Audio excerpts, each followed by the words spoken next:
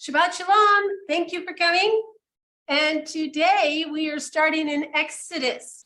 So we finished up with Genesis last week. We're starting in Exodus. The name of this Torah portion is Shemot. And the word Shem is the word name. And you've heard like they use the phrase Ha-Shem. Well, it's the name. So when the people say Hashem, they're saying the name. Shem is name. Ot is a female plural. So that's where that comes from. And it means names. And so what we're going to look at in this Torah portion is what names are important to us, why they're important. We're going to look at some of the names of those who came out of Egypt and who went into Egypt. And we're going to look at how they multiplied while they were there. We're going to look at the names of the sons that went down to Egypt and what happened to them while they were there. So I'm going to give you a quick overview, and then we're going to look at some of these names and what these names mean. They're all aspects of our redemption. When you look at this Torah portion, you're going to see that these names are not necessarily in order of their birth. So I have put them in the order that they are listed. And so we'll go through those. So this Torah portion tells about Israel's affliction in Egypt. They are hiding the infants, and they hide infant Moses. Then we see Moses going to Midian, and we see the call of Moses. We see the circumcision on the way. We see him meeting the elders, and then we see Moses before Pharaoh. In a nutshell, that's what this Torah portion has in it. So we're going to look a little bit closer to it. So Exodus begins with the names of those who went down to Egypt in the very beginning. This is the creation of a nation. That's what God is doing. He made a promise to Abraham that when they went down into Egypt, he would make of them a great nation. So 70 people go down to Egypt, but millions actually come out of there, because he has made of them a great nation. While they're there, Egypt becomes afraid of them because they're so fruitful and they keep multiplying and they can't stop it. And they get fearful over that. In this book, the word Shemot means name. So this is Yahweh's plan, which is being fulfilled by them to become a nation. They sojourn in Egypt, and that actually begins with the call of Abraham. So when God calls Abraham in Genesis 12, 1-3, we see that that is the beginning of the sojourning. And at the end of the Exodus is at the end of the sojourning. So the fathers, Abraham, Isaac, and Jacob, they sojourn in Canaan for 215 years, and their descendants live in Egyptian bondage for an additional 215 years. So the total will result to the 450 years that are listed in Exodus 12, 40 through 41. Also in Galatians 3:17, it tells us that. Their new home in Egypt becomes an exile and a bondage for them. They actually need to be redeemed. So they go in there as guests. Then they get taxed, and then they get enslaved. So they go from one thing to the other, from being a guest and be treated like royalty to then being taxed and then becoming in complete bondage. Look at where we are in our nation. What could happen? What might happen? What do we see coming? We have been treated well. We've been able to have lovely homes. And when the Israelites were in Egypt, when they were in Goshen, when they began to oppress them, they went in and they took their homes. They had lovely homes in Goshen. They took their homes. They took their belongings. They took their vineyards and the lands that they plowed, and they made them, put them under servitude. This is much more aggressive and cruel than what meets the eye when we just read the scriptures. When you start reading some of the extra books like Jasher, you'll see that this enslavement was very, very severe.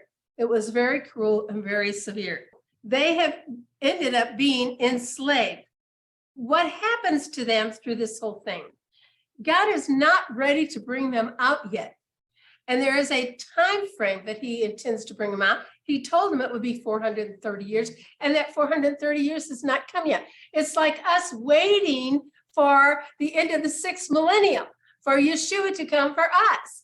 And fortunately, we are not under that kind of bondage. I pray we never are. But they were, and it was not time yet. So prior to this, about 130 years before, I have to check my numbers on that, but I think it's 130 years before the actual Exodus, the tribe of Ephraim decided that the time had come and they were going to leave.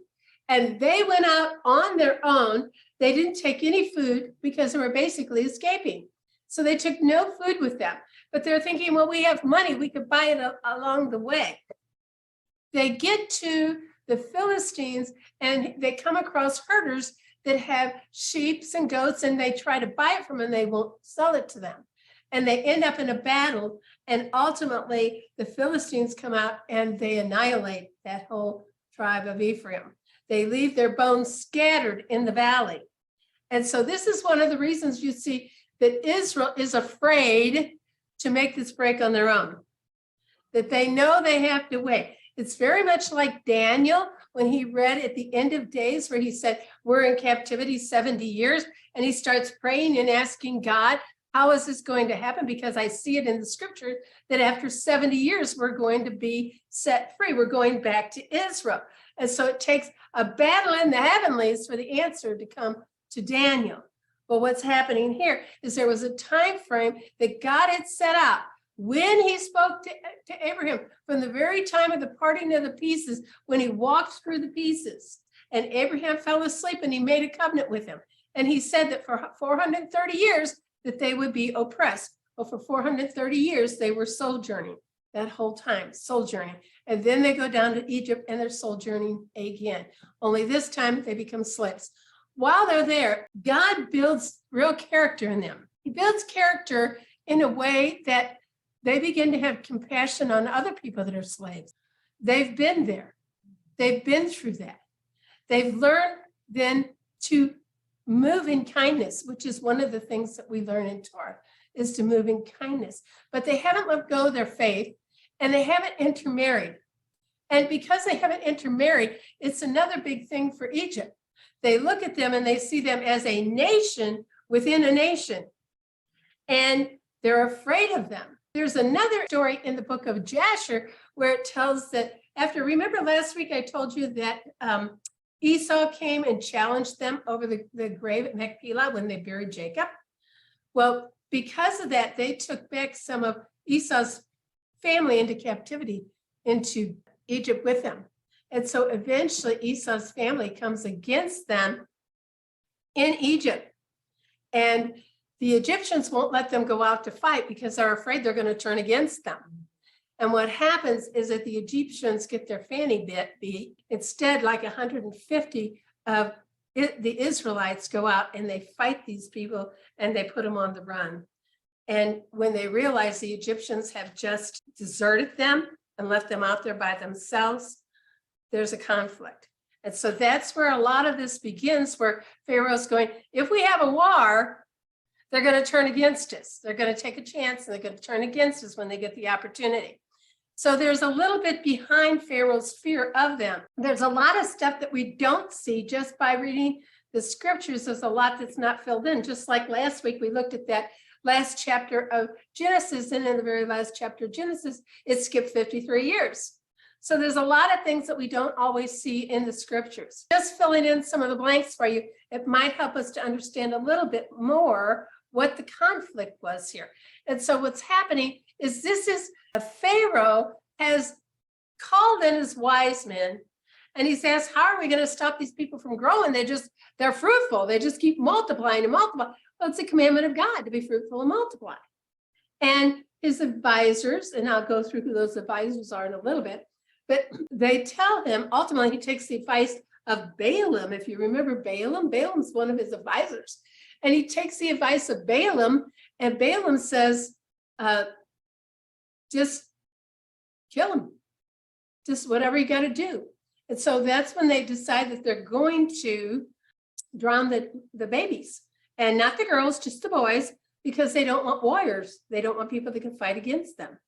And that advice comes from Balaam. We see Balaam all the way through to the book of Revelations, when we see that some of these people, when Jesus says, I have something against you, when he talks to the churches, and he says, you have the doctrines of Balaam. Well, the doctrines of Balaam were to introduce sin into people's lives so that they would not be covered by God's protection.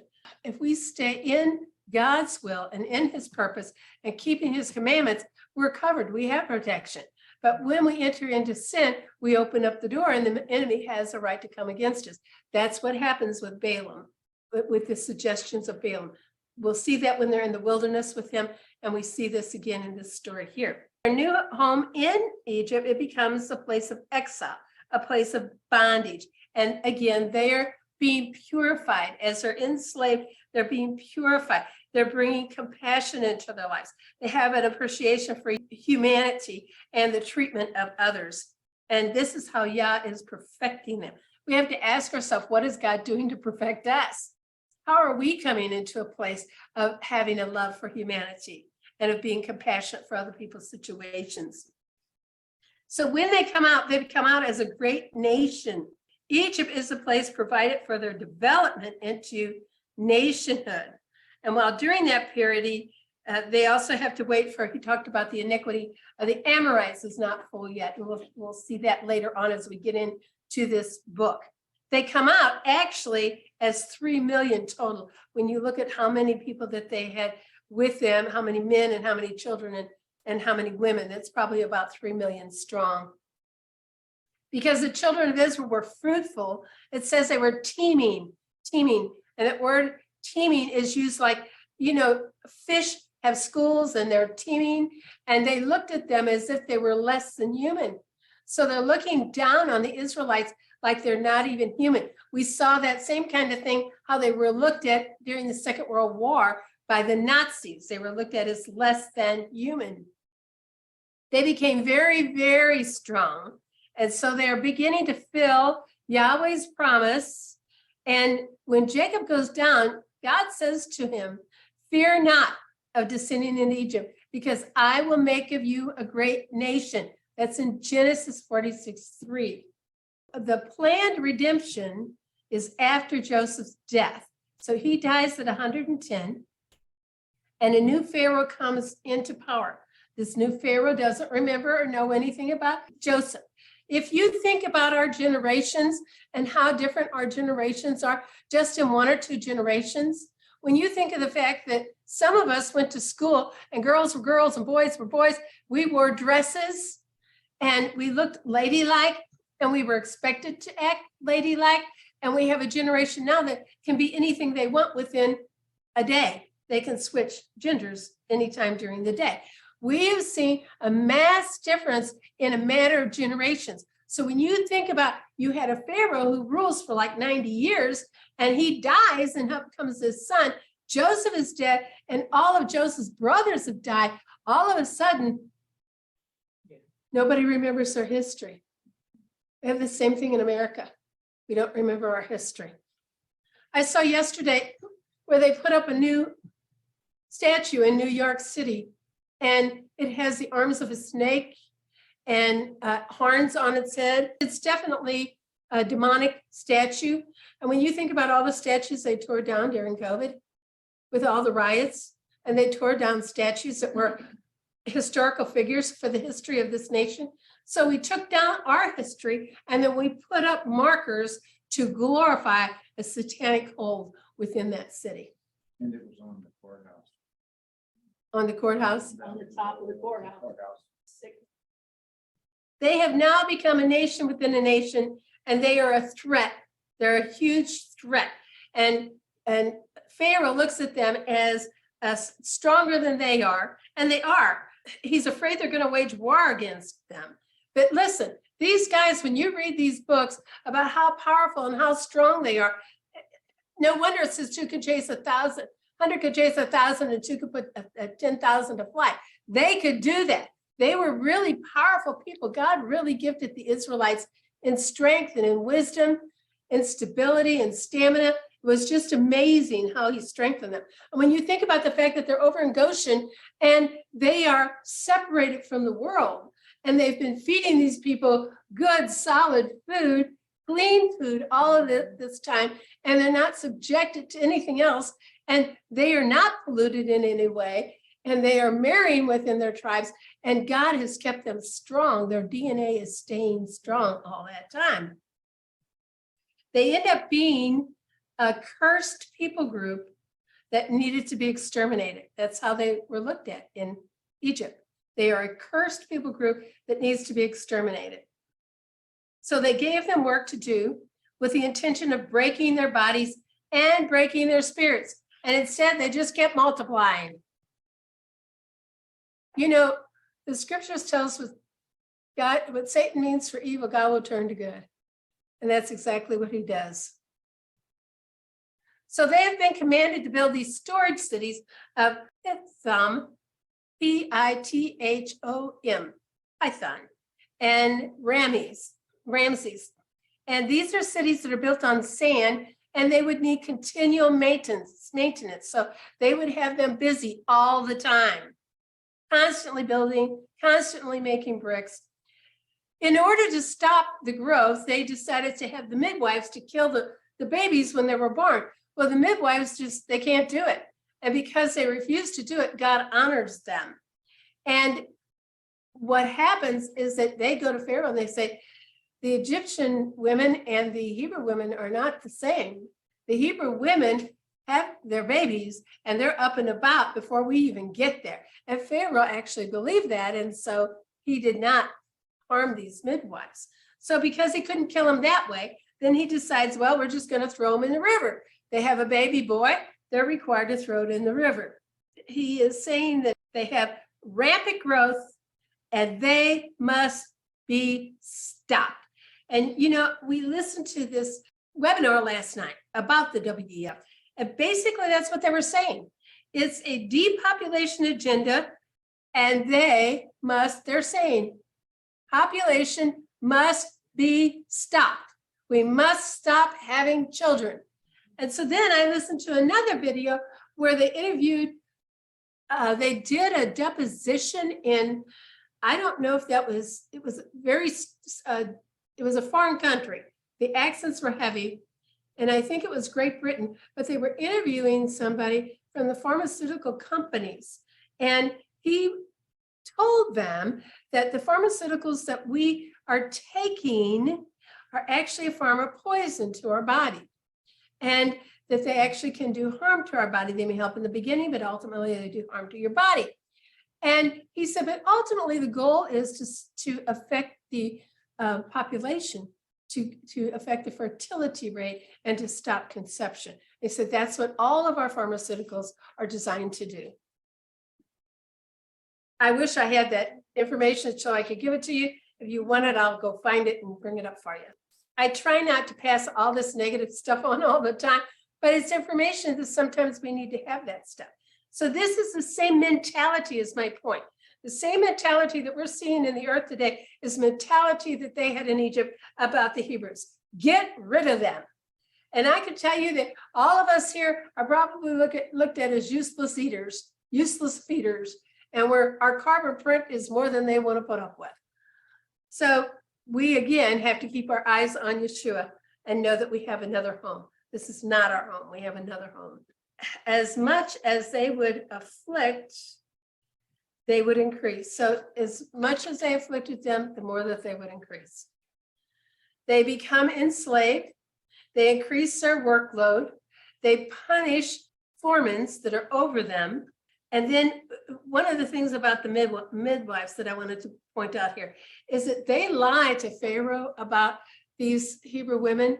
And we saw that last week when we studied about Elijah, when the armies of Syria showed up and he prayed for them to be blinded and all the angels were there. And he said, you got the wrong man and you're in the wrong place. He lied too. So this is the bottom line with Yahweh, is saving life, sustaining life, saving life. If we are saving life and sustaining life like these midwives were doing, God is not going to hold them accountable for not telling the truth about that. That's not permission for any of you to be lying. But if it's life and death, that's where the bottom line is to save life. So he tells them that they got to be thrown in the river. Then in verse 22, we see that the liberator is born. Moses is born in the middle of this whole situation where they're trying to throw babies into the river. So what this is with Pharaoh, that he chooses to fight the Hebrews on the battlefield of their fruitfulness. So that's how he's going to have war with them, is by killing their infants. And the people ultimately call out to God. And it states that he knew their situation. In 2:25, it says that he knew their situation. And the word used is from a root which indicates a depth of knowledge akin to marriage or relationship. Hence, an intimacy based on his covenant with them, which he was about to keep. So the cry was the cause of the great manifestations of power that showed up in Egypt. Our prayers bring supernatural acts of power. When we pray, when we cry out to God, we see this in the scriptures, and we know this about our own life, that Yahweh acts when we pray. He hears our prayer. We've been talking about that on our Wednesday meetings a lot, that our prayers are effectual and fervent, and they avail much with God.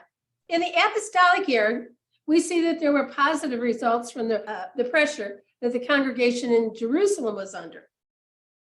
And they prayed fervently.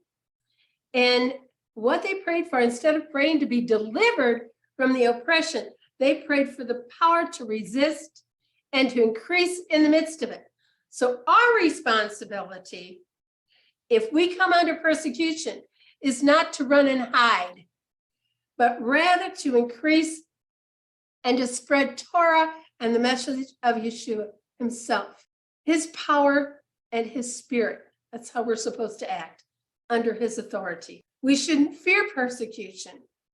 Persecution can actually be a tool that will help increase us. We saw that in the New Testament when they were dispersed, when they were persecuted. The church just kept growing and growing, just like they grew in Egypt when the Hebrews were persecuted. Conflicts and persecution keep us constantly alert and cause us to be dependent on our Heavenly Father. We don't have to defend ourselves. When you're slandered, he will cause you to increase. I have had to learn this over my life. I used to think that communication was the key to everything. If you could just make people try to understand where you're coming from, if you could just help them to see it from your side. But the truth is, most people already have their minds made up. If they're already talking about you, if they're already slandering you, if they're already accusing you, you can't turn them around. You have to just say, God's my vindicator. He's the one that will prove that I have not done what they say. And that's what the scriptures say, that every tongue that rises up against us in judgment falsely will be proven to be wrong. I stand on that. I get accused of things every once in a while. I just go, it's up to you, God. I'm not going to go defend myself. Besides that, they would never listen to me. God is our defense. He is our defender. So this is 2 Timothy 3:12. And all those that desire to live godly in Messiah Yeshua will suffer persecution. I'm sorry, that's not good news, but it is the truth and it's the word. For our light affliction, which is for the moment, works for us more and more, exceedingly and eternal weight of glory. So it's going to bring us an eternal weight of glory. While we don't look at things which are seen, we can't look at everything that's in front of us, or we'll be like Ben and I were overwhelmed the other night. Listen to this webinar. By the time we got through an hour, we said, we got to have a break. We can't take anymore. We can't be looking at everything that's in front of us and what we see, but at the things which are not seen. For the things that are seen, they're just temporal. They're going to pass away. But the things which are not seen, they're eternal, according to 2 Corinthians 4:17 and 18. So the suffering that we go through in this world for the sake of Messiah will produce for us an incredibly rich glory. in the world to come. The only way to be able to endure the pain and the suffering is to look up and to consider the results that they will have. So there will be a great reward for those who suffer on account of the kingdom of heaven, as Yeshua said in Luke 6:22 through 23. So let me read you that. Blessed are you when men shall hate you, and when they shall exclude and mock you. We know about being excluded. And throw out your name as evil. We're going to look at the power of the name here in a little bit. For the Son of Man's sake.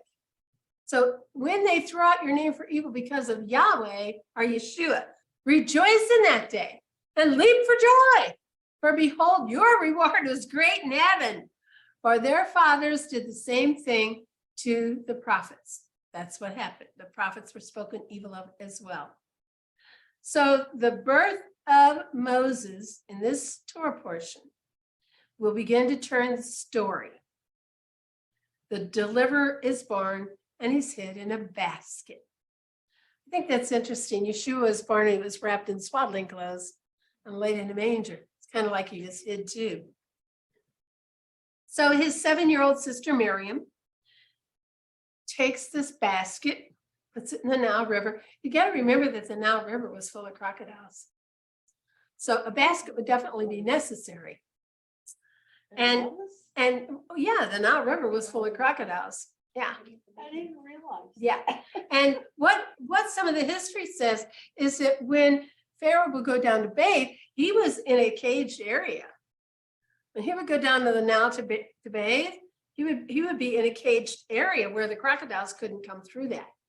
So when the princess that adopts Moshe was probably doing the same thing. She was probably bathed in a area that's caged in. So when she sees this basket in the flags over there, or the reeds, whatever, she realizes that there's something's going on here. This is my bathing area, and her maids are with her and so forth. And what they actually do that doesn't tell us in the scriptures is she sends for Egyptian women to nurse Moses, but he won't nurse from them.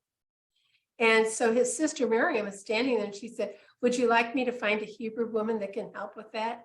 And she said, yes, please get me somebody. So that's how she ends up bringing Jochebed, which is Moses' mother, to take care of him and nurse him. And she does that until he's 2 years old. With Moses, it was a literal redemption as a nation. But with Yeshua, it will be a spiritual redemption. So Moses is going to come to free these people. Literally, it's a nation. He's taking them out of Egypt. He's delivering them. Yeshua will come and give us a complete spiritual redemption. And it tells us in the Torah that there will be a prophet like as to Moses and that we should listen to him. Well, that prophet is Yeshua. And he is the one that's bringing redemption to us, which is a spiritual redemption. We won't have these physical bodies anymore. We will live in with a spiritual body. So Moses is in the royal household in Exodus 2. He is picked up by Pharaoh's daughter. He's one of the despised Israelites. But somehow God is making provision for his life according to Yahweh's will. He's going to make sure that he gets everything in the world to know how to free these Hebrews from the Egyptians. If he were not in the palace, if he had not been taught by them, he would not know how his enemy functions. But instead, he is super qualified. He knows what the enemy does. He knows how, and it's said that he is actually went out and led their wars, that he was one of their leaders in their armies. And so he really had a great understanding of the operatings of this nation. God really prepared him. So this is what Josephus says, that Moses was trained and educated with great care and led the Egyptian army in their battles with the Ethiopians. His place of education was at Oxford of Egypt, where boys of the highest rank, that's where he was taught, at the Oxford of Egypt. Boys of the highest rank were educated. The training consisted of practical subjects as well as Egyptian theology and theological systems. But Moses did not forget his roots. And after he had matured, Moses went to be among his kinsmen and to observe their suffering. So his heart was really towards him. And we see that in chapter 2. He identifies with them, but he has this uncontrolled passion to help them not be hurt or harmed or enslaved. And so when he sees this Hebrew being beaten by the Egyptian, he ends up killing this Egyptian. So the story in Jasher is that this man that Moses rescues tells Moses he's being beaten by this Egyptian. And he sees Moses, and Moses is very honored, not only by the Egyptians, he's honored also by the Hebrews.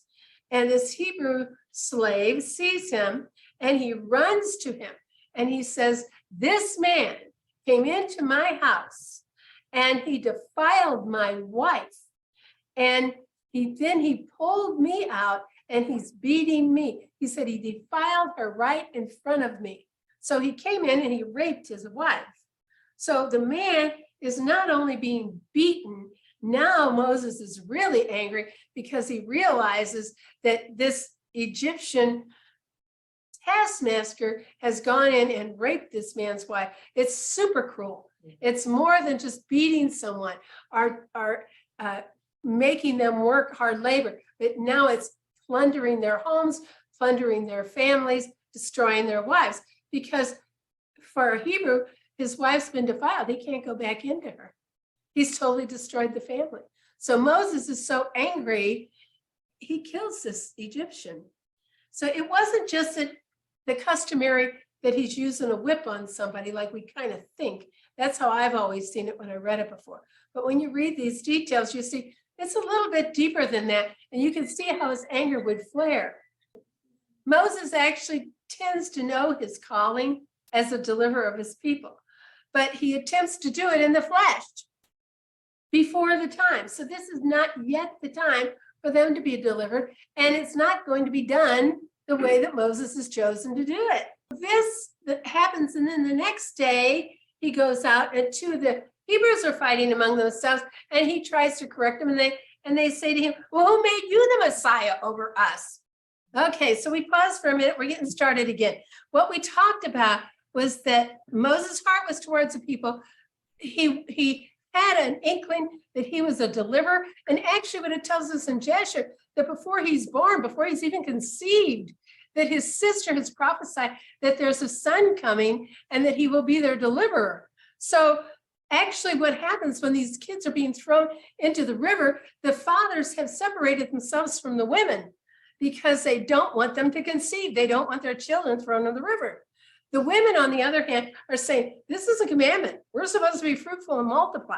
And so the women actually have more faith to believe God to help them in this situation than what the men do. The rabbis actually say that's what will happen in the end time, that the women will also have the faith to help keep the men doing the things that God has called them to do. Yeah, y'all hear that? She just said, did you just hear that? I was talking to one of the guys in here. So anyway, that is coming from the rabbis, so you take it with a grain of salt, however you want to get that. So Moses is called to be a deliverer, but he has been in the flesh when he does this. So ultimately, he has to flee. And this is one of the things that we probably don't realize, but Moses is in the desert 40 years when he flees from Egypt to Midian, to the land of his distant cousins. And there he came to a city where he helps these 7 daughters of Jethro, which is also called Reuel.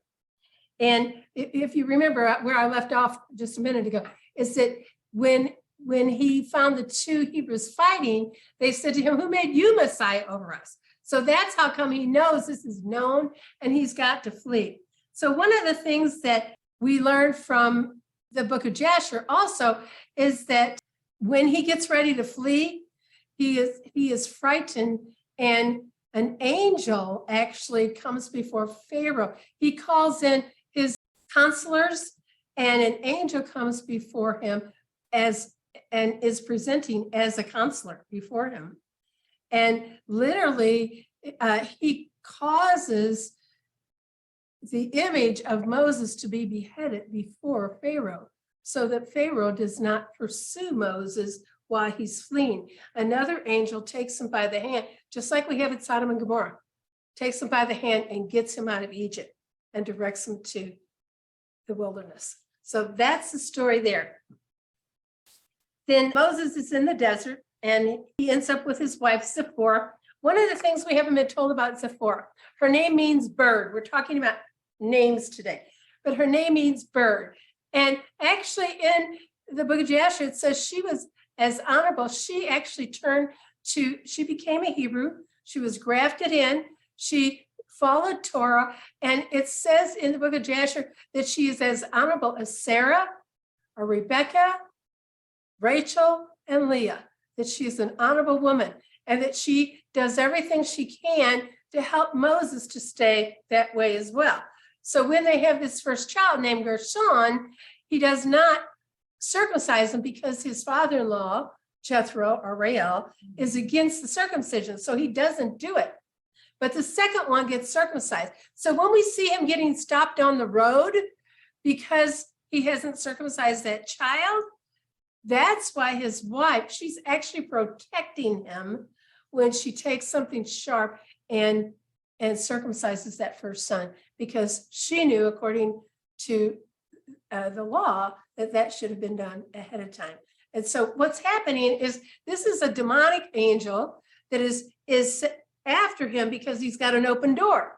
He's going to do the works of God, but he's got an open door of disobedience, and the enemy has found an entrance, and that's what he's after. He's after killing Moses before he ever gets there to be the Redeemer.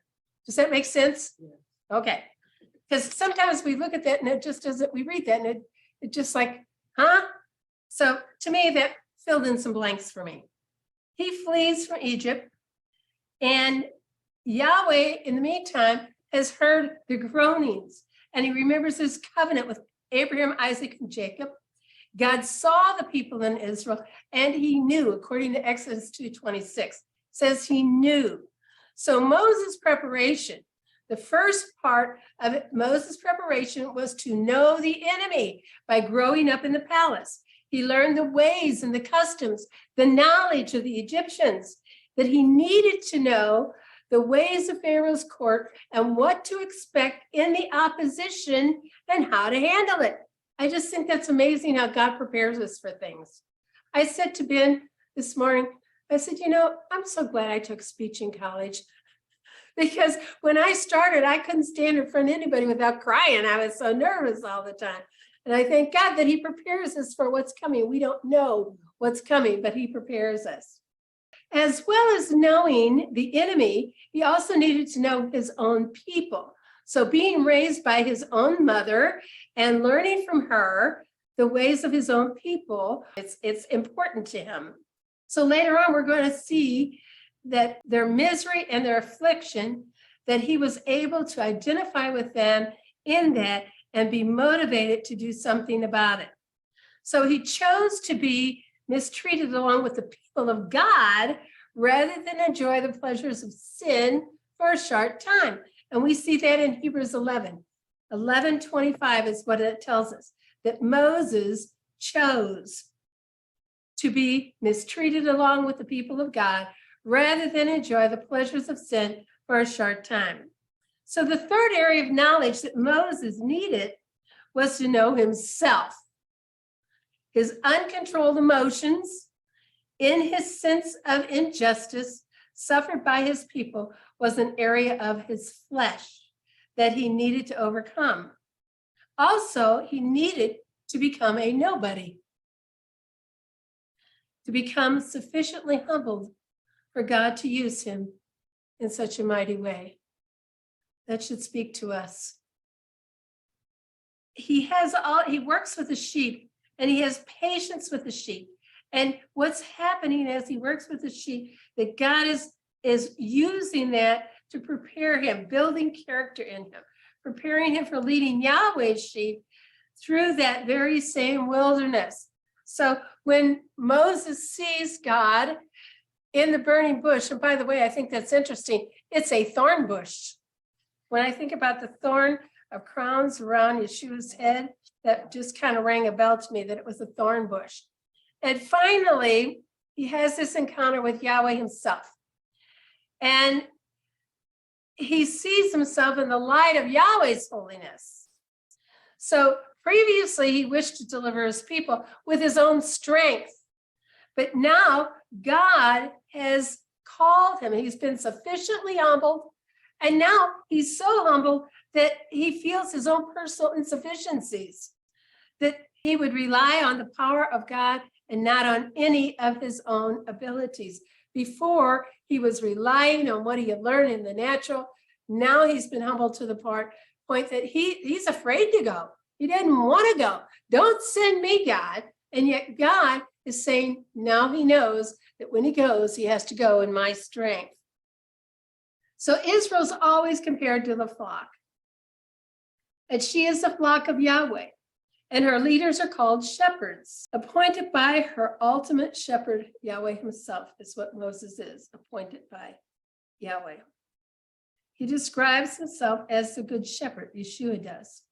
So in John 10:11, he is learning the skills of a shepherd. Seems to be one of the best instructional tools that the Father employs with selected vessels for his use. So Israel's greatest leaders, think about this, Israel's greatest leaders were shepherds. Abraham, Isaac, Jacob, they were all men with flocks who had all likewise been molded by their experience as shepherds. So this man comes from being a murderer to a humble shepherd. So he's actually previously been a murderer. Now God makes him humble and he becomes a shepherd, qualified. The Bible says he was the most humble man that ever lived. And then Yahweh reveals himself in the bush in Exodus 3:2-6.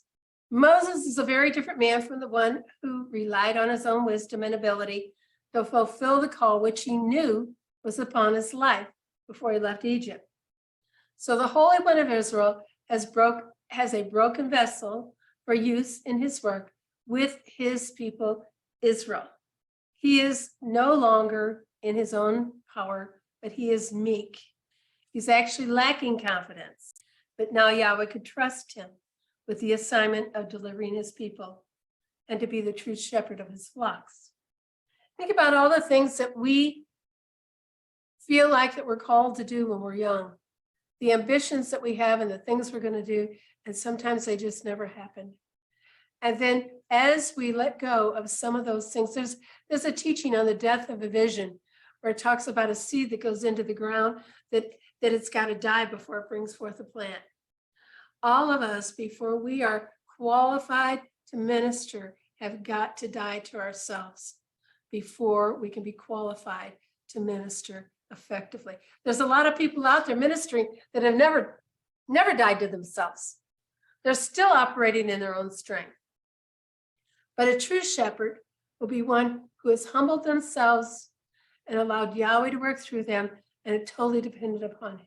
Yahweh finally calls Moses at the burning bush to commission him. It's a very different man than the one that relied on his own wisdom and ability to fulfill the call which he knew was upon his life in Egypt. The Holy One of Israel has broken this vessel and used in his work for his people. Moses inquires the knowledge of his name. He wants to know, okay, who shall I say that sent me?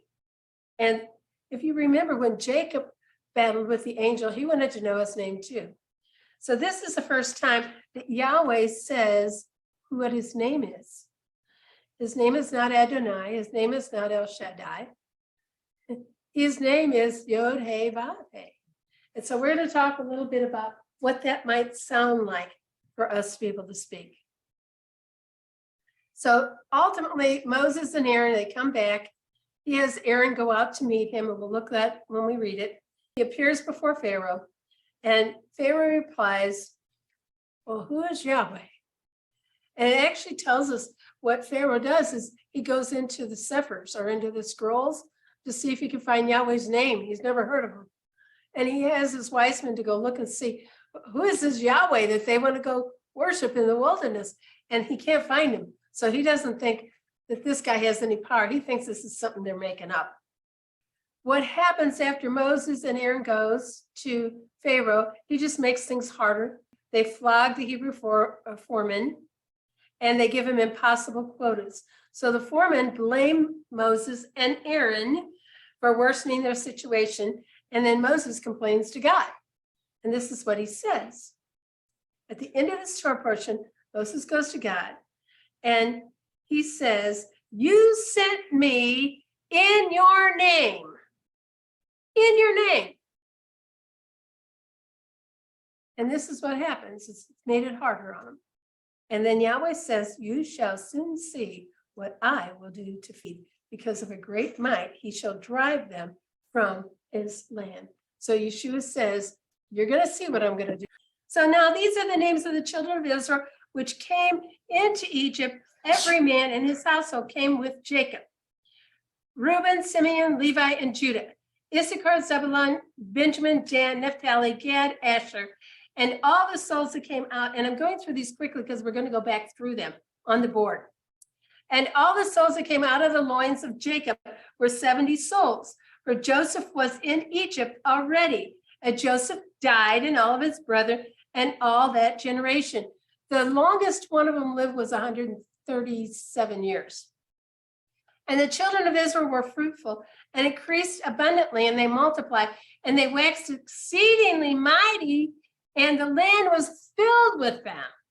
Now, there arose up a new king over Egypt, which knew not Joseph. And he said unto his people, behold, the people of the children of Israel are more and mightier than we. Come on, let us deal wisely with them. I think this is the dumbest thing he ever said. Let us deal wisely with them. He did anything but dealing wisely with them. Lest they multiply, or they're going to multiply no matter what you do to them. And it come to pass that when they're fallen out any war, they join us unto our enemy. They join under our enemy, and they fight against us. And so get them up out of the land. They don't want them to leave.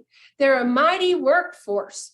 So they just want them to quit having so many men coming into their families because they're afraid they'll become warriors. These are mighty men that are great warriors. Therefore, they did set over them taskmasters to afflict them with their burdens, and they built for Pharaoh treasured cities, Pithon and Ramses. But more they afflicted them, the more they afflicted them, the more they multiplied and grew. And they were grieved because of the children of Israel. And the Egyptians made the children of Israel to serve with rigor, and they made their lives bitter with hard bondage and mortar, and in brick, and in all manner of service in the field. All their service wherein they made them serve was with rigor. And the king of Egypt spake to the Hebrew midwives, of which the name of the one was Shiphrah, and the name of the other Puah. And he said, when you do the office of a midwife to the Hebrew women and see them upon the stools, if it be a son, then you shall kill him. He's asking these women to commit murder. But if it be a daughter, then you shall save her alive. But the midwives feared Yahweh and did not as the king of Egypt commanded them, but saved the men children alive.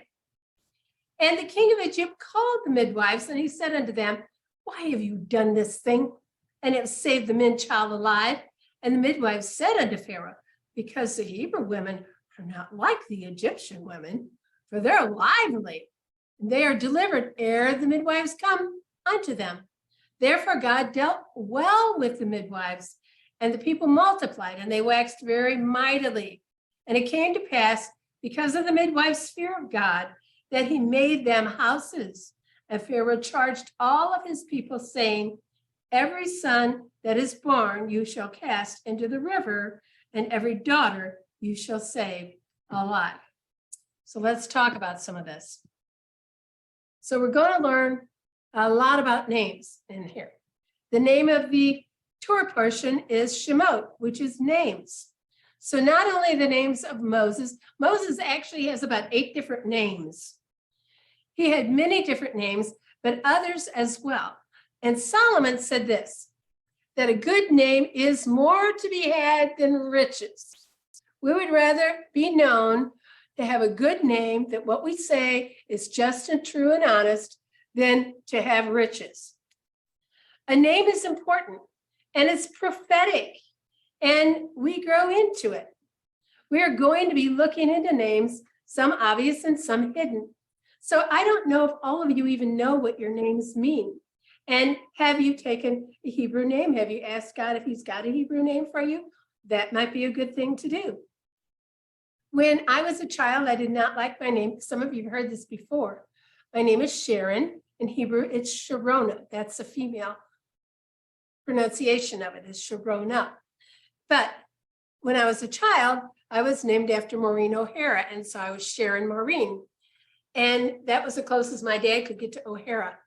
And he had a crush on her. But all of my sisters, I had 2 older sisters, both their names ended in A, and both my younger sisters' names ended in A. So when they would tease me about being adopted, sometimes I would think, well, they must be telling the truth because my name is so different than theirs. So I did not like my name at all. So the first time I went to Bible school, we were required to read these extra books. And in reading and studying about the land of Israel, I learned about the land of Sharon. And I found out that everything beautiful came from Sharon. It was the rose of Sharon, the land of Sharon, the timbers of Sharon, the plains of Sharon. Everything in Sharon was beautiful. I went, okay, I'll keep it. I like it. So for me, having not liked that the whole time I was growing up, learning what God had named me, and your name is literally prophetic. You grow into your name. So if you have a name that's not a godly name, it would be a good thing to get a nickname. Okay, so we're going to learn about Pharaoh's daughter. We're going to learn her actual name. We're going to learn the name of Moses' wife and his father and his sons.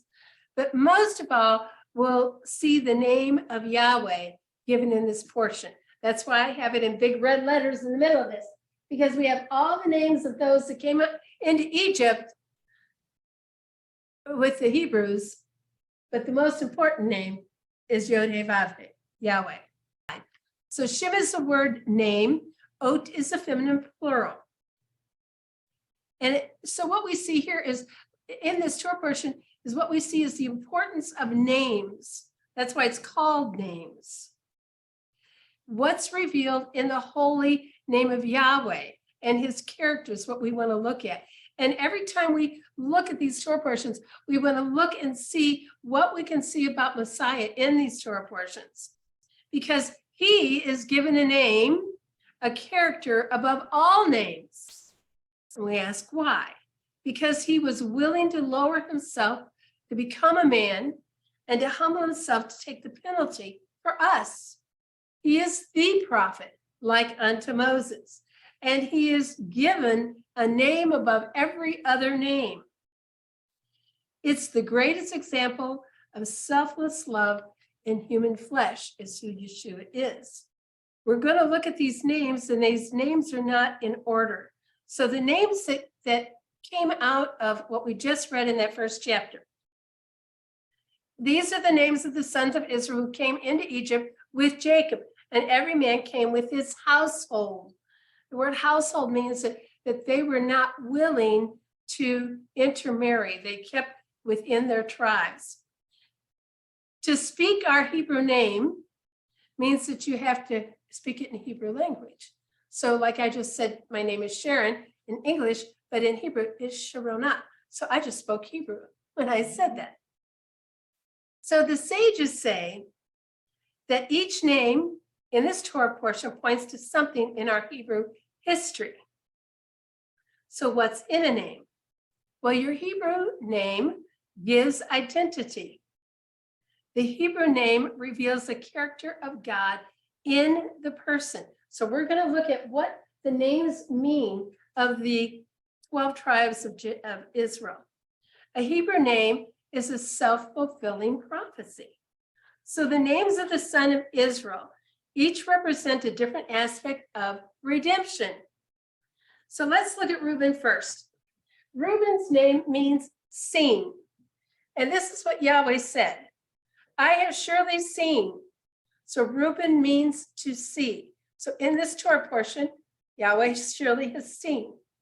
It's the first aspect of our redemption is that God sees. He sees us. He doesn't miss a thing. He knows what we endure, and he hears our cries and has compassion, according to Exodus 2:24. So God heard their groanings, and God remembered his covenant with Abraham, Yitzhak, and Yaakov. That's Isaac and Jacob. Simeon means to hear. So God sees, God hears.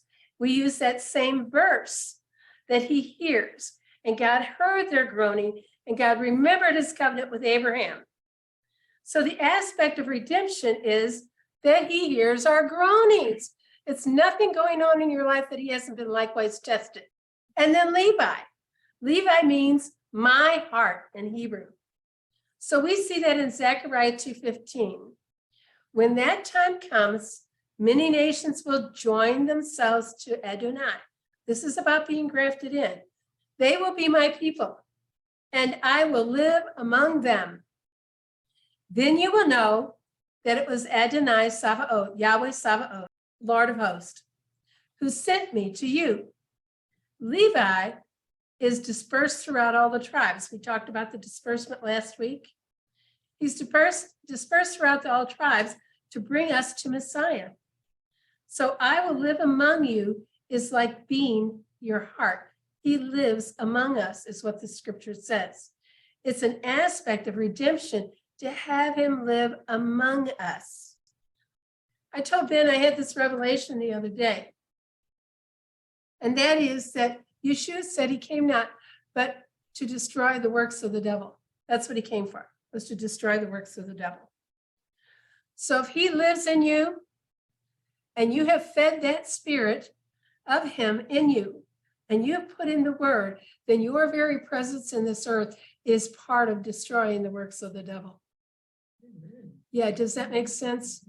Your very presence is a hindrance to the works of darkness because he lives in you and he came to destroy the works of the devil. And that's what we're supposed to be doing. Then we have Judah. It means to praise or to give thanks. In Isaiah 12:1, it says, on that day. Anytime you see on that day, they're talking about the millennial reign. On that day, you will say, I thank you, Adonai, because although you were angry with me, your anger is now turned away, and you are comforting me. So praise and thanksgiving is an aspect of our redemption. We will ever be praising. We will ever be thanking him. And then we have Issachar, and Issachar means reward. In Jeremiah 31:15, it says, this is what Adonai says, stop your weeping, dry your eyes, for your work will be rewarded, says Adonai. They will return from the enemy's land. And then in Revelations, it says that our Lord comes and his reward is with him. We're actually his reward. He's coming for us. And he is our reward. We both have a reward when we stay faithful, when we have the testimony of Yeshua and keep the commandments of Yahweh. This is Adonai saying, stop your weeping. And he says, then stop your weeping and dry your eyes, for your work will be rewarded, says Adonai. They will return from the enemy's land. And then Zebulun means habitation. In 1 Kings 8:13, it says, but I have built you a magnificent house, a place where you can live forever. Well, other translations say habitation, that he's built a habitation. This is hinting at the future dwelling place of Yahweh. We had a big boom, and we're going to pick up where we left off. We had to go see what all that was because it shook everybody up. Zebulun means habitation, but in the New Testament, he tells us he has gone to prepare a place for us, a habitation. So those are all aspects of our redemption. And then Benjamin means his right hand. So all of these are names that Jacob has given his children, and they're all purposeful names, and they all mean something. So his right hand. In Isaiah 62:8, the Lord hath sworn by his right hand, which is Yeshua, and by the arm of his strength, surely I will no more give thy corn to be meat to thine enemies, and sons of the strangers shall not drink your wine, for they which thou hast labored. So this is a glimpse of Yeshua. He is the righteous right hand of the Lord. In that last day, and the day of redemption, no longer will your vineyards be taken, and your houses trampled, and your land plundered. So one of the reasons that's significant with this Torah portion is that's what happened in Goshen. They took their homes. Yeah. They took their vineyards, and they trampled their land. So then Dan, and again, these are not according to their birthright. Dan means judge. In Genesis 15:14, it says, but I will also judge that nation, the one that makes them slaves. Afterwards, they will leave with my possessions. Again, is judging the nations is a sign of our redemption. The Naphtali means honey. In Psalms 119, 103, it says, how sweet are thy words unto my taste, yea, sweeter than honey to my mouth. So the word is key to our redemption. The word of God is key to our redemption. His words are life itself. It's through the keeping of his word that we have redemption. It's through Yeshua, the living word, or the living Torah, that we are redeemed. And then we've got Gad, and Gad means coriander. In Exodus 16:13, it says the people called the food manna. It was like coriander seed, white, and it tasted like honey cakes. So this is what Jesus said about that, Yeshua.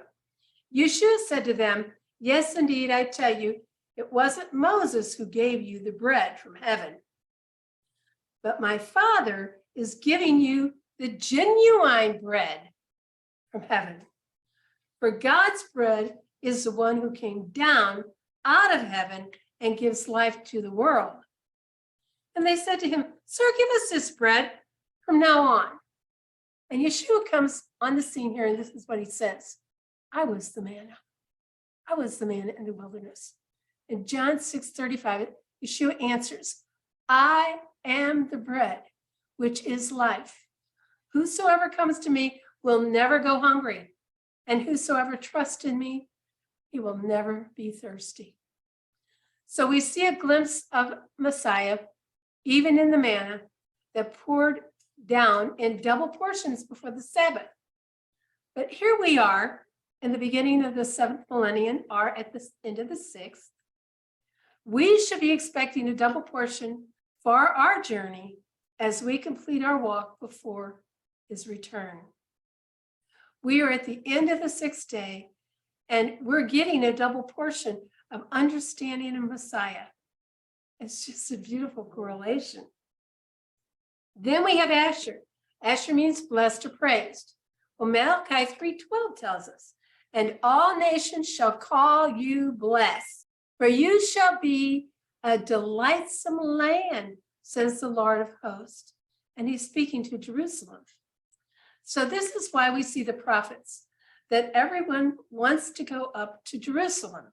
See that in Zechariah, in the millennium, because they see that the living Torah, Yeshua, is teaching Torah from Jerusalem. It will be a praise and a delight. And then Joseph means to recover or to add. In Isaiah 11:11, It says, and it shall come to pass in that day, again, in that day, that Yahweh shall set up his hand again the second time to recover. He recovered them from Egypt. He will recover us and bring us to Jerusalem. He will recover the remnant of his people, which shall be left. When I read that, I highlighted, which shall be left. It makes me wonder, it's a remnant which shall be left. It makes me wonder how few people will actually be left by the time Yeshua comes. So this is a prophecy that pertains to the two houses of Israel. He promises not only to bring them back, but to make them one in his hand. So these are exciting glimpses of Jacob naming each one of his children with a purpose. There were 70 who went down to Egypt, and it points to unity so that we will be one with him. And then we're going to read chapter 2. Before I get there, I want to give you a couple of highlights of what we just read in 1. Egypt is blessed as long as Israel's there. Pharaoh was only thinking of himself, no one else. This was a huge workforce. So as we read this, I'll give you a few highlights about what's happening here. Chapter 2. And there went a man of the house of Levi, and he took a wife, a daughter of Levi. And the woman conceived and bare a son. And when she saw him, that he was a goodly child, she called him Tov, which is good. Tov, T-O-V. Tov, T-O-V, good in Hebrew. He was a goodly child, and she hid him 3 months. And when she could no longer hide him, she took him an ark of bulrush and dabbed it with slime and with pitch and put the child therein. And she laid it in the flags by the river brink. And his sister stood afar off, and to wit what would be done with him. And the daughter of Pharaoh came down to wash herself at the river. And her maidens walked along by the river's side. And when she saw the ark among the flags, she sent her maid to fetch it. And when she had opened it, she saw the child, and behold, the babe wept. And she had compassion on him and said, this is one of the Hebrew children. Then said his sister to Pharaoh's daughter, shall I go and call to thee a nurse of the Hebrew women, that she may nurse the child for thee? And Pharaoh's daughter said to her, go. And the maid went, and she called the child's mother. And Pharaoh's daughter said to her, take this child away and nurse it for me, and I will give thee wages. So look how God does things. He not only gives her back, she's faithful to keep him and not put him in the river, but he also pays her for doing it, allows her to have 2 years with this child to start training him. And the woman took the child and nursed it. And the child grew, and she brought him to Pharaoh's daughter, and he became her son. And she called his name Moses. And she said, because I drew him out of the water. And it came to pass in those days when Moses was grown, that he went out into his brethren, and he looked on their burdens, and he spied on an Egyptian smiting a Hebrew, one of his brethren. And he looked this way and that way. And when he saw that there was no man, he slew the Egyptian and hid him in the sand. Well, he obviously knows he's doing wrong. He's looking to make sure there's no witnesses.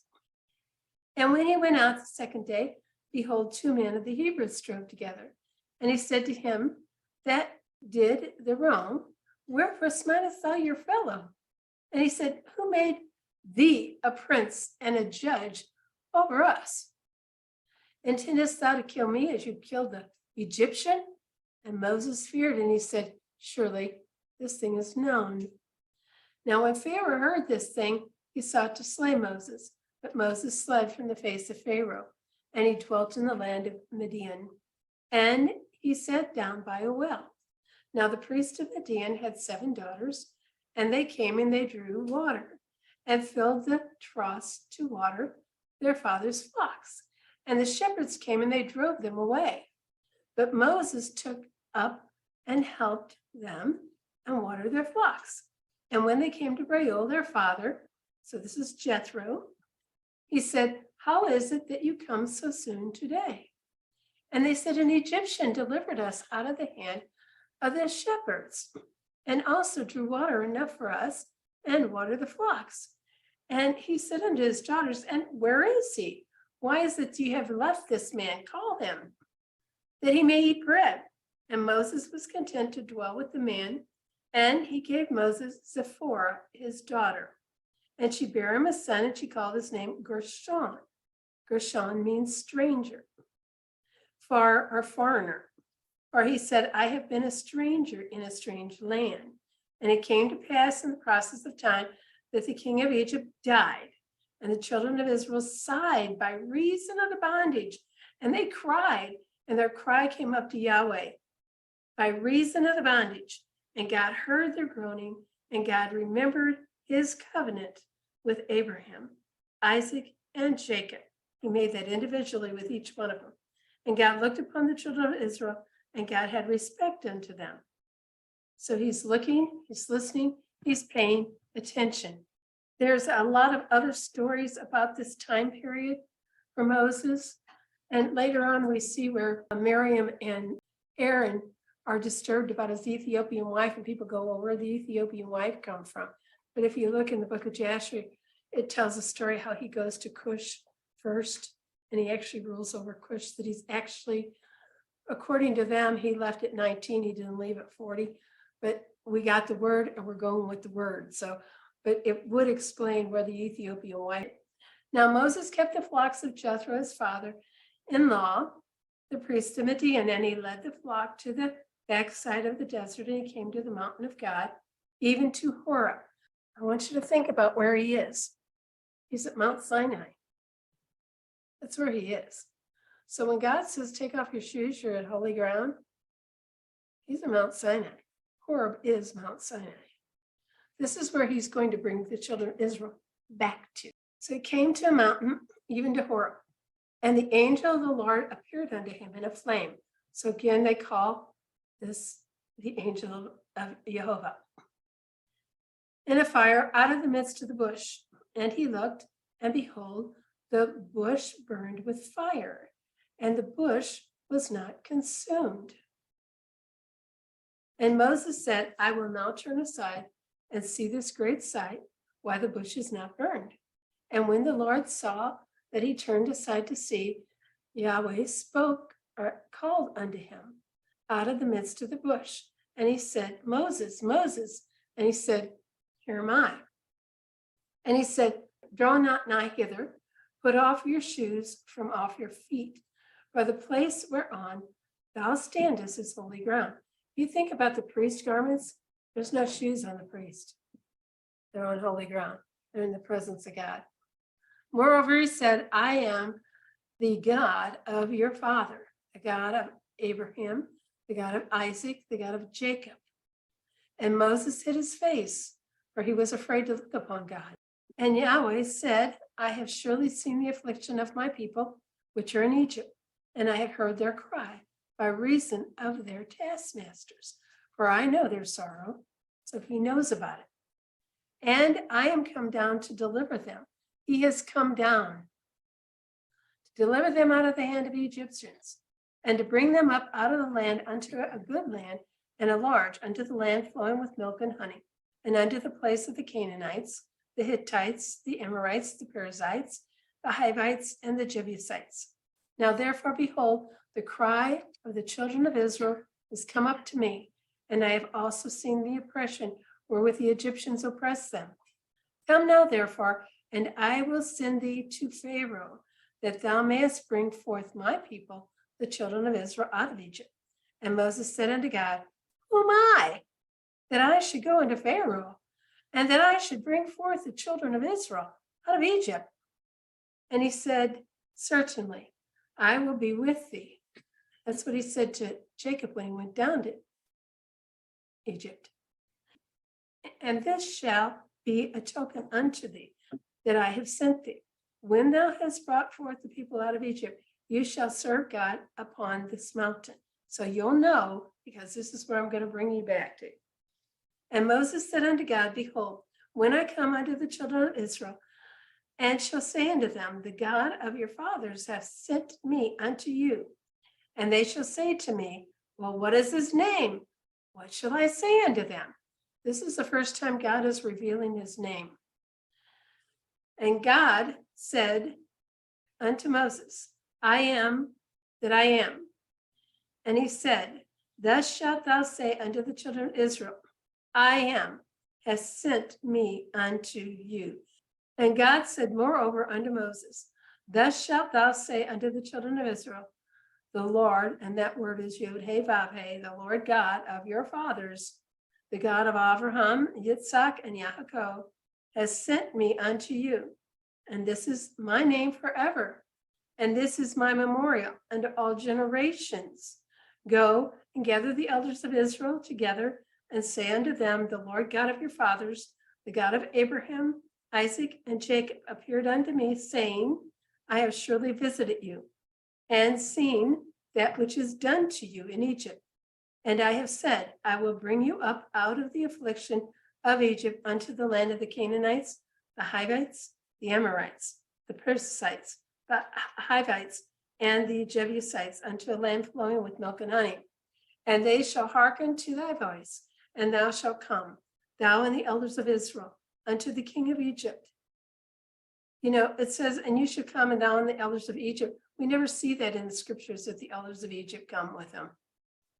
Unto the king of Egypt, and you shall say unto them, Yahweh, Jehovah, God of the Hebrews, hath met with us, and now let us go. We beseech thee 3 days' journey into the wilderness, that we may sacrifice to the Lord our God. And I am sure that the king of Egypt will not let you go. No, not by a mighty hand. And I will stretch out my hand, and I will smite Egypt with all my wonders, which I will do in the midst of thereof, and afterwards that he will let you go.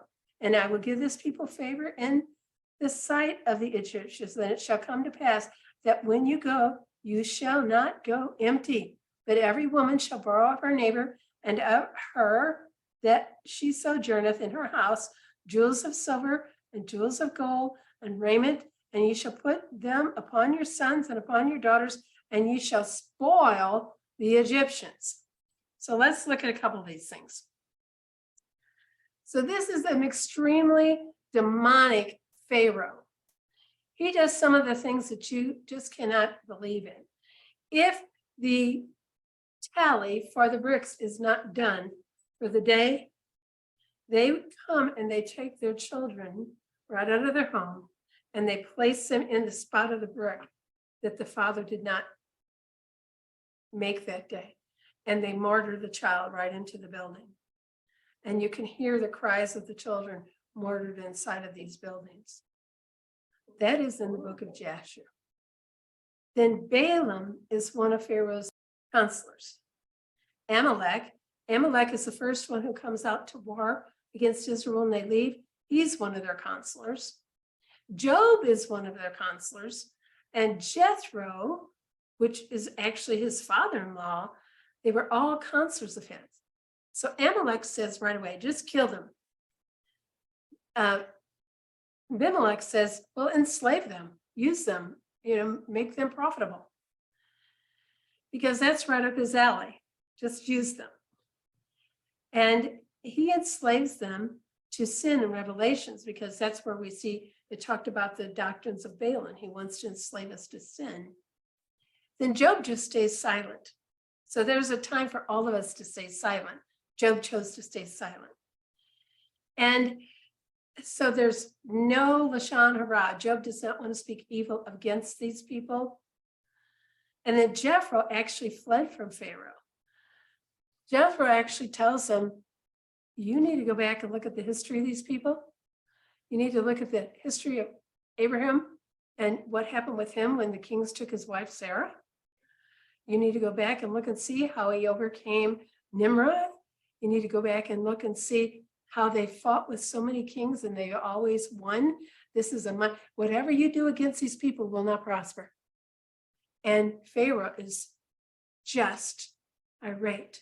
And so Jethro flees from Egypt. At that point, he goes back up to Midian, and that's how he ends up being the priest of Midian. But he actually takes Joseph's staff with him. So the staff that's been passed down, the staff, sapphire staff that's been passed down has been in Pharaoh's house because Joseph had it. And so Jethro actually takes that with him when he goes to Midian. So the staff that Moses had when he meets Yahweh before the burning bush is that sapphire staff. It's just a beautiful story. It's just amazing. Okay. So sometimes we just need to stay silent, and sometimes we need to remove ourselves totally. So Balaam was a pagan, and he was mixed with some knowledge of God. We see that today all the time. We see people that have the knowledge of God and yet do all kinds of pagan things. It's just how they were brought up. It's what they know. It's their culture. So there's a midrash that tells us, and I told you that the women are the ones that help the men not to lose heart in the middle of this and to stay obedient. I just want to tell you the name of mother's name that adopts them. Her name is Bithia, Bithia. She's the daughter of Pharaoh. And actually, we see that she converted and she left Israel with them when they left. And we can find that in 1 Chronicles 4:17. It says the sons of Ezra, Jether, Midreth, Epher, and Jalan.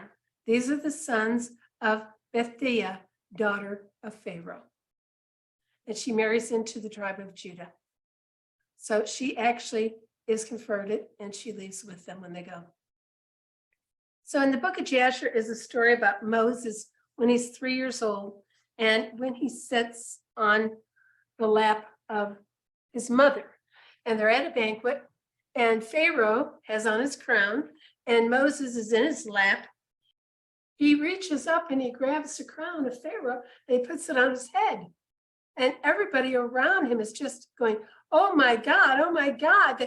I mean, it was just, they were outraged. This is a Hebrew trying to steal this country. He's trying to usurp the country and he's crowning himself. You need to kill this child. And so he brings in the wise men again and he says, what do we do about this kid? And again, an angel comes disguised as a counselor. And he says, well, he's only 3 years old. So, and he's a very smart child. So let's do this. Let's put a stone in front of him and heated coal. If he grabs that heated coal, we'll know he's not smart enough to know what he's doing. But if he grabs the stone, then we'll be able to figure out that he knows because they basically look alike, you know, that if it's not smoldering. And he goes to grab the stone and the angel literally moves his hand to grab the coal. And when he does, he puts it up to his mouth. Yeah. And that's the story of how come he said he couldn't speak well. So because that he burnt his lip or whatever. If that's true or not, who knows? But that's one of the stories that go with it. They were always watching to make sure that he wasn't going to lean toward being a Hebrew rather than an Egyptian. So Moses fled from Pharaoh. Ra'ul is a tribal name, and he has 8 different names that we're going to see. He's a priest of Midian. I have all of his names. We're not going to go through that. We see that he gets up there and he's watering the sheep like Yeshua waters us. He waters us with the word. So good shepherds come to save us from the bad shepherds, and that's what he did. So this is something to think about, this burning bush. The fire can burn among us and burn within us and still never burn us up, just like it did on the day of Pentecost. So when we ask God to baptize us on fire, it's just like the bush. We're not burning up. The presence of God can come with a fire and never consume us. I think that's an awesome thought. So everybody wants to know what the name is. In Proverbs 30, verse 40, it says, what is God's name? And then Jacob also asked God what his name is. So think about this, that as a bride, she takes her husband's name. So it's significant for Yahweh to be revealing his name to Moses. He's telling him, I am Yod He Vav He. So we become one with Israel as a bride, and we have taken the name of Yeshua. I want to talk to you just a little bit about this. None of us really know how to say this name. But in John, it says that God is love. First John says God is love. Well, in that, when he says, this is actually pronounced, well, we can't tell you how it's pronounced. Love is pronounced ah, la, ahava. So it's a play on words. And some people think that what's happening here is that it's telling us how to say his name. Yeah. Instead of ahava, which is love, it's Yahava. I can't yet make myself say that. I'm so used to Yahweh or Yehovah. I've been taught so many different things, and I'm not telling anybody how to say it or not say it. But I can tell you that this really, when you look at the Hebrew idioms and how they do plays on words, you could see how that could be Yahava. Yeah. Yahava. Instead of, because he is love. Yahava is ahava. God is love.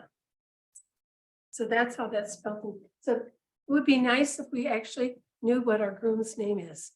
It tells us in Isaiah 52:6 that we're supposed to know his name. Therefore, my people shall know my name and what it means. Therefore, in that day, I am the one who is speaking. Here I am. That's Isaiah 52. Then we have the Aaronic blessing, where we're told we're supposed to place his name on our children. If we don't know how to say it, how do we place it on our children? How do we say the Aaronic blessing? Yeah. So then the Lord spoke to Moses saying, this is number 6:22.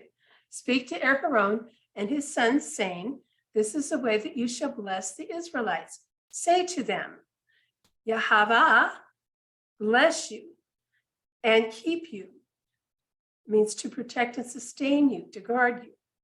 Yahav, make his face to shine upon you and be gracious to you, or surrounding you with his loving kindness.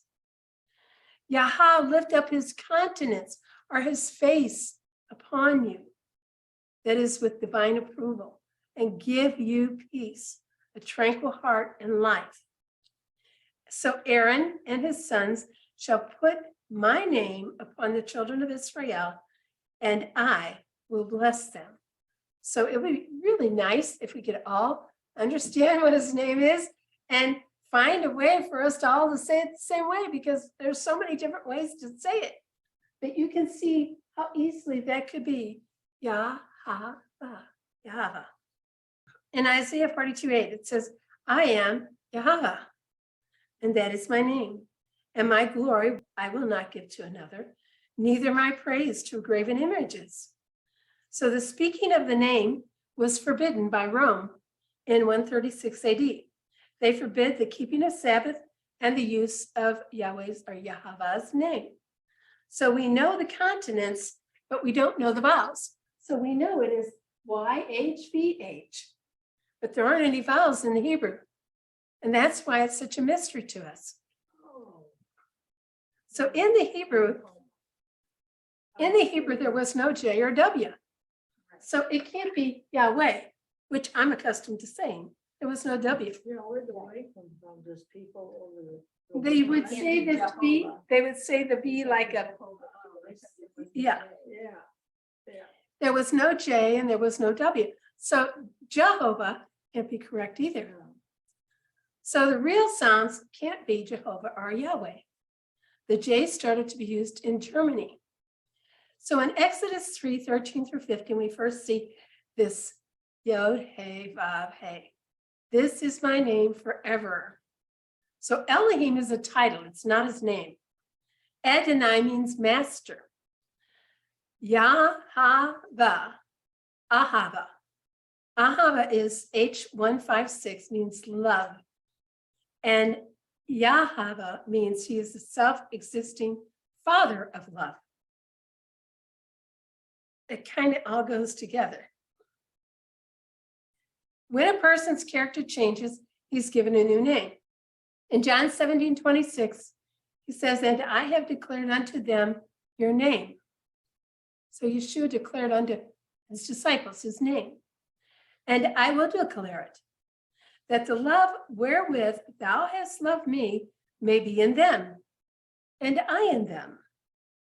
And then in 1 John 4:8, he that loves not knows not God, for God, Yahweh, is Ahava, is love.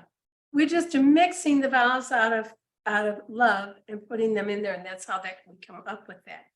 So the characteristics are hidden in the name of Yahweh. To be and to exist. Av, A-V, so A-V is Father. Hava, H-A-V-A, is breath of life, or life giver. And Ahava is love, which means intimate affection, and it's H16, gives life. Life. Yeah, he's the life giver, the breath of life. So we are all to know his name. In Isaiah 56:6, also the sons of the stranger that join themselves to the Lord to serve him and to love the name of the Lord. So that's part of joining ourselves to him, is to love his name. It's Isaiah 56:6. To love the name of the Lord, to be his servants, everyone that keeps the Sabbath from polluting it and taking hold of my covenant. Even them will I bring to my holy mountain and make them joyful in my house of prayer. Their burnt offerings and their sacrifices shall be accepted upon mine altar, for my house shall be called a house of prayer for all people, for all people. When you keep his commandments and you keep the Sabbath and you're grafted in, that you love his name, you are joined to yourself to him. You are in the house of prayer for all people. So this is grafting in. This is the promise to us. We are to love his name. And to be joined is to be intertwined with him. Then Isaiah 52:6 says, therefore my people shall know my name. Therefore they shall know in that day that I am he that doth speak. Behold, it is I that will know his name. Isaiah 42:8, I am Yod-Heh-Vav-Heh. That is my name, Yahweh. And my glory will I not give to another, neither my praise to a graven image.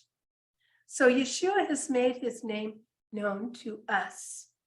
John 17:26, and I have declared unto them thy name, I will declare it, that the love wherewith thou hast loved me may be in them. We're supposed to have the same kind of love that the Father has for Yeshua, and I in them. We are to Ahava, Yahava, and place it on our. So this is a beautiful thing, able to know how to pronounce his name. So God's telling Moses to reveal his name to the children of Israel. So they're going to be leaving on Passover when they leave. And the very next one will be Shavuot. And for Shavuot, where do they go? Huh? No. Mount Sinai, where the law is given on Shavuot. So the very first place, the very next place that God takes them, the very next festival that they have, they leave on Passover, takes them back to Mount Sinai, where Yahweh just spoke to him. So what we just read in 3 is where they're going back to when they finally get out of there. Okay, so let's look at chapter 4. And Moses answered and he said, but behold, they will not believe me, nor hearken unto my voice, for they will say that Yahweh have not appeared unto thee. And see, I can't get that Yahweh down yet. I'm still working on it. And Yahweh said unto him, what is that in thy hand?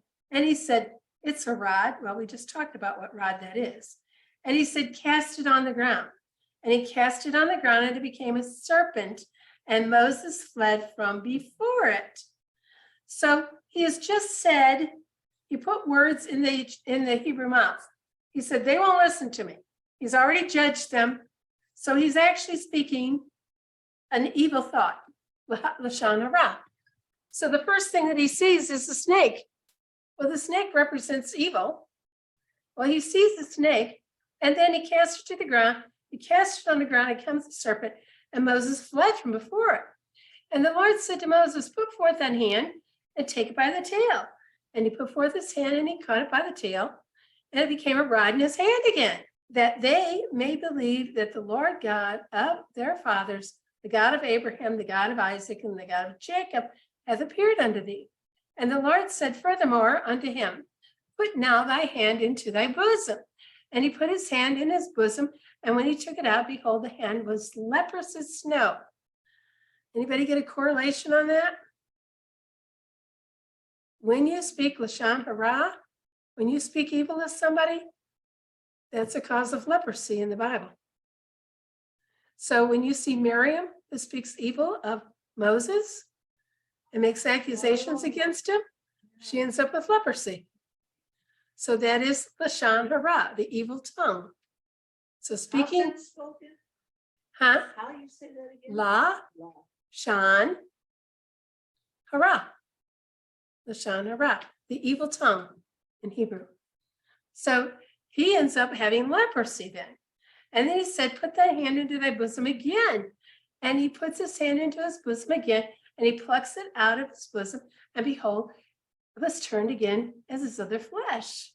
And it shall come to pass, if they will not believe thee, neither hearken to the voice of the first sign, that they will believe the voice of the latter sign. That could be pretty frightening for them. And it shall come to pass that they will not believe also these two signs, neither hearken unto thy voice, that thou shalt take of the water of the river and pour it upon the dry land. And the water which thou takest out of the river shall become blood on the dry land. So God's telling him what he's going to do. And Moses said unto the Lord, unto Yahweh, O my Lord, I am not eloquent, neither therefore, nor since, neither heretofore, not before, and not now, nor since thou hast spoken unto your servant, but I'm slow of speech and slow of tongue. And Yahweh said to him, who hath made man's mouth, or who hath maketh the dumb or the deaf, or the seeing or the blind? Have not I, Yahweh? Now therefore go, and I will be with thy mouth, and teach thee what thou shalt say. He is such a great teacher. He's always teaching us. And he said, oh, my Lord, send, I pray thee, by the hand of him who thou wilt send. And the anger of Yahweh was kindled against Moses. And he said, is not Aaron the Levite thy brother? I know that he can speak well. And also, behold, he cometh forth to meet thee. And when he sees thee, he will be glad in his heart. There's writings that tell us that Aaron was already prophesying that a savior, that a redeemer was coming, and that they needed to get rid of all the false idols or anything that they were holding that looked like Egypt. He was already preparing the people before Moses came. That does not surprise me, because everywhere that Yeshua went, he sent his disciples ahead of time to prepare him to go. I know that he can speak, and he comes forth to meet you. So Yahweh's talking to Moses at Mount Sinai. They're a long way from Egypt. And yet Yahweh's speaking to Aaron at the same time. Aaron actually comes to where Moses is to meet him. He's come out to meet thee. And when he sees thee, he'll be glad in his heart. Hasn't seen him for 40 years. And thou shalt speak to him and put words in his mouth, and I will be with thy mouth and with his mouth, and I'll teach you what you shall say. You know, for those of us that have ever operated in the gifts of prophecy, when we speak out, we don't have an idea. Sometimes we maybe have the first sentence, but we have no idea what we're going to say.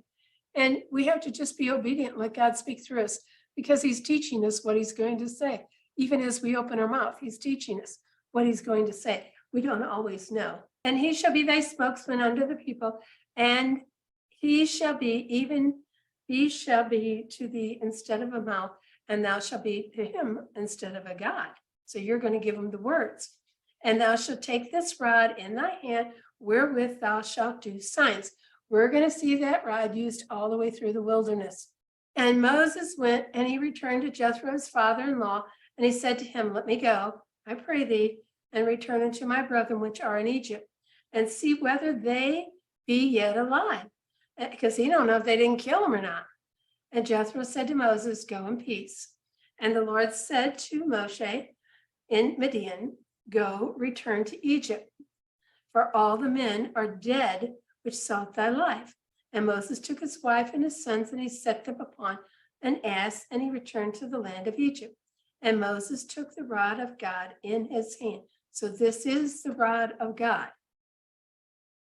And Yahweh said unto Moses, when thou goest to return into Egypt, see that thou do all those wonders before Pharaoh, which I have put in your hand, but I will harden his heart, that he shall not let the people go.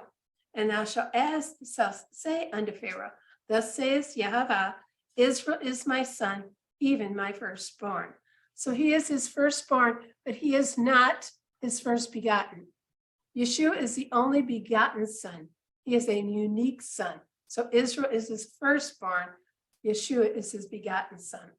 And I say unto thee, let my son go, that he may serve me. And if thou refuse to let him go, behold, I will slay thy son, even thy firstborn. And it came to pass by the way in the inn, so they're lodging somewhere, that Yahweh met him and sought to kill him. So this is attributing this to God. The commentaries are saying, because when they wrote these scriptures, they didn't know about the devil, and they didn't know that the enemy would attack you, and God got blamed for everything. So I can only tell you what it says. I can't make up things for what they said and why they said, but that's what it says. And then Zipporah took a sharp stone and cut off the foreskin of her son and cast it to his feet and said, surely a bloody husband art thou to me. So he let him go. And then he said, a bloody husband thou art, because of the circumcision. So she wasn't angry with him. That's the way this looks. She's literally protecting him. She's doing what she knows he's supposed to do. And Yahweh said to Aaron, go into the wilderness and meet Moses. And he went and he met him in the mount of Yahweh, or Yahweh, and kissed him. And Moshe took Aaron all the words, so he told him all the words that Yahweh had sent him and all the signs which he had commanded him. And Moshe and Aaron went and gathered together all the elders of the children of Israel. And Aaron spake all the words which Yahweh had spoken unto Moshe, and did the signs in the sight of the people. And the people believed, and when they heard that Yahweh had visited the children of Israel, and that he had looked upon their affliction, they bowed their heads and they worshiped. So they did receive what Moses had to say, because they bowed their head and they worshiped. This is a lack of faith from Moses when he says, they're not going to believe me. But they did, and they were grateful for that. So there is, It's like he was uncomfortable. He was uncomfortable in his own skin. He didn't want to go and talk in front of people. You know, he's 80 something. He wouldn't do none of that. well, and according to some of these other writings, that's not really completely the whole story, because if you look in Acts 7:22, it tells us that Moses could speak just fine. In Acts 7:22, and Moses was learned in all the wisdom of the Egyptians and was mighty in words and in deed. So it was just Satan coming through. Well, it was him being afraid. It wasn't that he really couldn't speak, but Yeah. he was fearful. But according to the book of Acts, it says he was mighty in words and in deed. And he will go with our mouth and he will teach us what to say. We're going to face some situations. He will speak through us when the time comes to speak. So whatever you think that you may be capable of doing, he will make you more than you can even imagine. Aaron's heart is being prepared to speak with him, and Yahweh is working in both places at the same time. The statement that he will make Pharaoh's heart hard. A lot of people have a hard time with that. So this is what the sages say, that it means to strengthen him throughout all these plagues that are about to come, so that he will sustain him through it so that he can see the hand of God in the end. So that's one of the commentaries. David said it was a band of destroying angels that killed the firstborn in Egypt. And so when we see this being attributed to God, to being on the way, why would he tell Moses to go and then try to kill him before he halfway there? So Satan is seeking to kill Moses before he gets to Egypt. And when it says it's an angel, it's not God doing it. So Zipporah protects Moses by keeping him in covenant. And Aaron comes out of Egypt to meet with Moses at Mount Sinai. We are to come out of Egypt just as well. He's like a shadow of the whole nation coming out.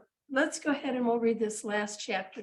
And after Moses and Aaron went in and told Pharaoh, thus says the Lord of Israel, Ari Ahava, let my people go, that they may hold a feast unto me in the wilderness.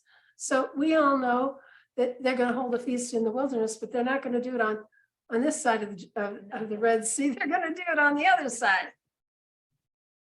And Pharaoh said, who is Yahweh, that I should obey his voice and let Israel go? I know not Yahweh, neither will I let Israel go. And they said, the God of the Hebrews hath met with us. Let us go, we pray thee, 3 days' journey into the desert, and sacrifice unto Yahweh our God, lest he fall upon us with pestilence or with the sword. And the king of Egypt said unto them, wherefore do you, Moses and Aaron, let the people from their work get you unto your burdens? And Pharaoh said, behold, the people of the land now are many, and you make them rest from their burdens. And Pharaoh commanded the same day that the taskmasters of the people and their officers, saying, ye shall no more give the people straw to make brick, as there hitherto before. Let them go and gather straw for themselves, and the tail of the bricks which they did make hitherto you shall lay upon them. You shall not diminish aught thereof, for they be idle. Therefore they cry, saying, let us go and sacrifice to our God. Let their more work be laid upon the men, that they may labor therein, and let them not regard vain words. So he's accusing Moshe and Aaron of giving them vain words. And the taskmasters of the people went out, and their officers, and they spake to the people, saying, thus saith Pharaoh, I will not give you straw. Go ye, get you straw where you can find it, yet not aught of your work shall be diminished. So the people were scattered abroad throughout all the land of Egypt to gather stubble instead of straw. And it's being said that the women were out there with them. They were going over and gathering the straw for the men.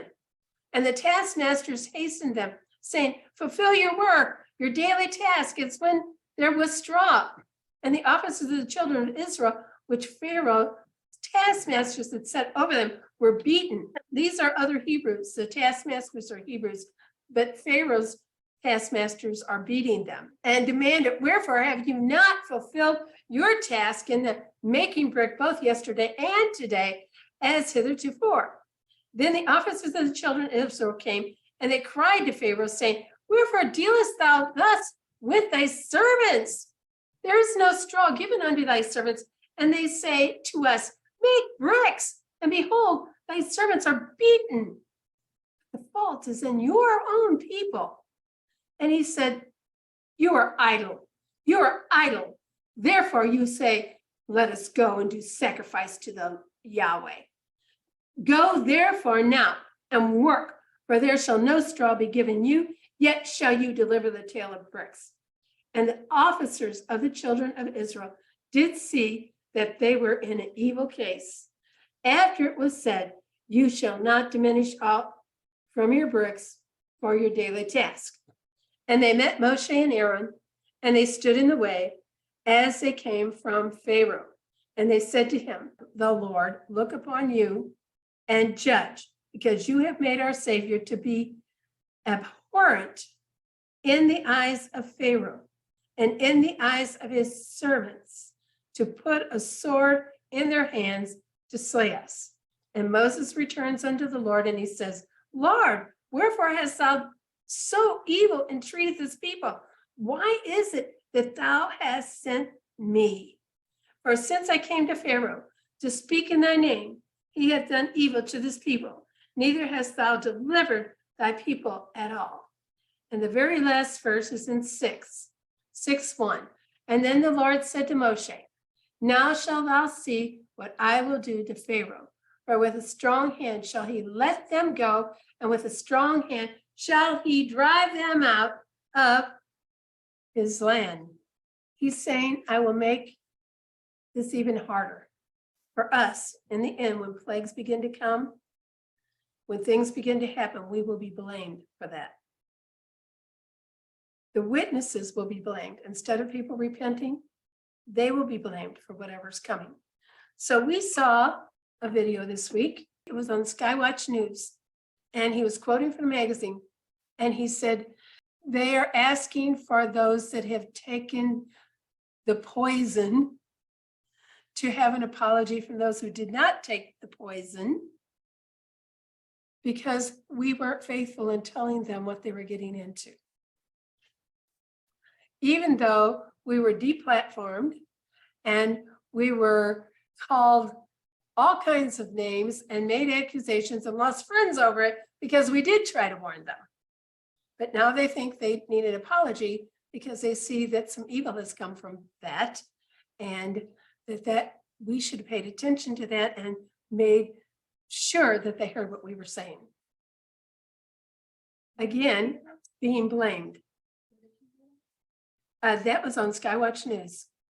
Yep, Skywatch News. He read the whole thing to us, read the article to us. People are going to blame the righteous for what's happening to the unrighteous. We will all be given a new name. The theme of this Torah portion is names, and we will all be given a new name. Even Israel will be given a new name. This is really beautiful. It tells us in Isaiah 62, 1-4, about Israel getting a new name. And this is what it says.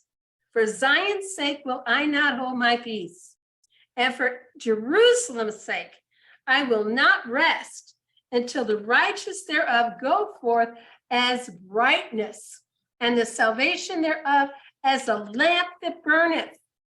And the Gentiles shall see thy righteousness, and the kings thy glory, and thou shalt be called by a new name. He's speaking to Jerusalem. You should be called by a new name, which the mouth of the Lord shall name.